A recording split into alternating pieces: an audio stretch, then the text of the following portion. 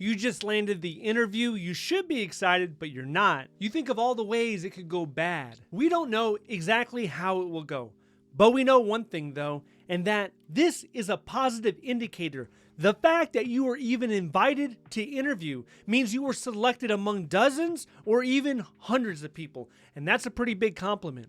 So let's get you in the right headspace so you can get the job offer. First, there's a lack of control in the interview. No matter what you say or do in the interview will guarantee you success. You only have about 50% that you can control. You control the words coming out of your mouth and your nonverbal communication.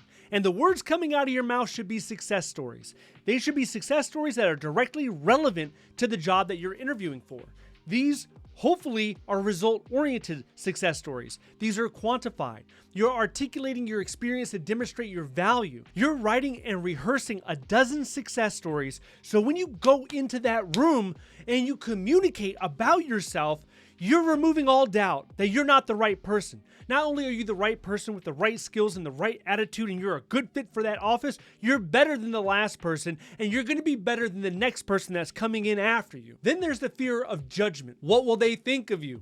Two things have to be true at the same time. The first thing is you have to understand how you're being perceived when you sit there and you articulate and you speak your value. You have to understand, are you professional? Are you doing it in a professional manner?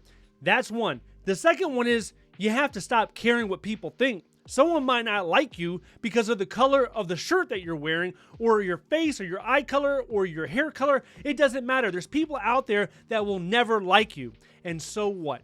You're only there to do the best that you can. And the way that you lose fear of the judgment is you prepare and you practice harder than you have in the past. You do it for hours until you have mastered the material, until you understand the agency, their history, situational and behavioral questions. Once you have done that, once you have poured the time and the effort into those tasks, it will slowly erase that fear of judgment. Then there are the consequences of not getting the job. Maybe this is your only chance of getting a job this month. You have no other interviews. That shouldn't be the case, but maybe it is. When you are searching for a job, I believe it should be a campaign, a well-orchestrated and executed campaign. You're not just applying once or twice, or maybe this job looks interesting, maybe that one, and I'm going to take a month off, and who knows?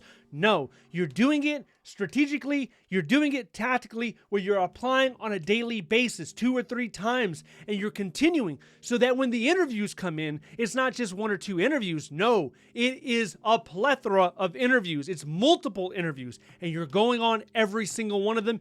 And while you're doing that, you're still applying. And when the job offers come in, consider accepting more than one tentative job offer. But if that's not the case, you need to at least act like you have options. You don't want to go into that room and seem desperate. They can smell the desperation. You don't want that. You want to go in there as if you have multiple job offers. And remember, it's not just them interviewing you. No, it's you also interviewing them. Is their agency a good fit? Is their office a good fit? Is the leadership's personality, are they a good fit with you? Make that decision. Then there's the self-doubt. Did you forget who you are? Maybe you have forgotten who you are. So go get your resume and look and read through those achievements. You did that. Go look at your awards or your certifications or your degree or your honors or whatever you have gotten throughout your entire life. There are multiple things I'm sure you have accomplished. Go find those documents, read them, get reacquainted with yourself, because you are an individual that has value. You have achieved things. You have potential. You need to remind yourself of who you are, because you might have lost sight on who you are. And when you walk into that room, they're not going to know, but you're going to let them know. You're going to let them know exactly the type of individual you are and how lucky they would be to have you on the team. It's so easy to forget things we have done throughout our career, because to us, it was normal. It was routine. We showed up and executed every day and things just happened. Your small actions made a big impact when it comes to the organizational level, and we lose sight of that. Then there's your previous negative experiences. Maybe you interviewed horribly in the past. Maybe it was a disaster. I don't know, you didn't show up on time. Maybe you were confused, you were frozen in your speech, whatever the case is. When there's failure like that, especially the embarrassing type, that's the type that we grow from. We don't grow from a bunch of successes. We grow from failure.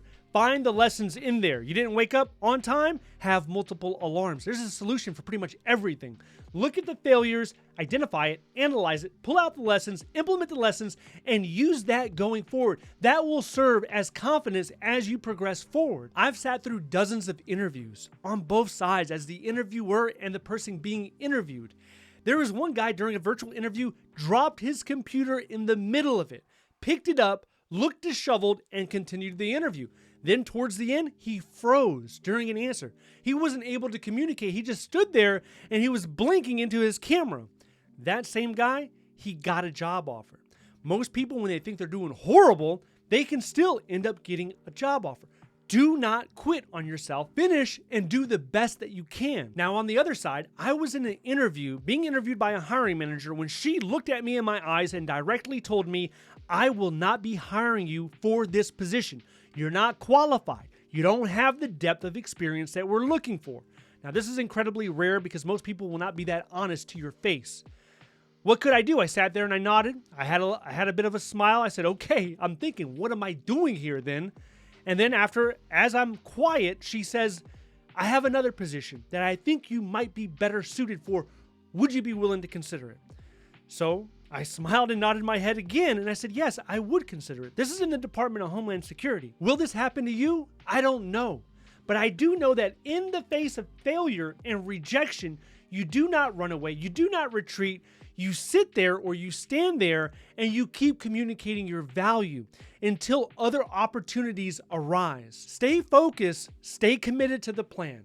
Now, if you need further assistance, there are links in the description below in which I can assist you when it comes to attaining a federal government job. Most people, their main issue is their resume. If they could fix that, then the next thing is the interview.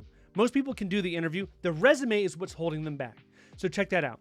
If you are still looking for a federal government job, you need to understand the hiring process. What goes into it? There's multiple steps, from application to refer to interview to negotiating, job offer, all of that. If you want to know more about those steps, about the federal hiring process, then I want you to watch this video next.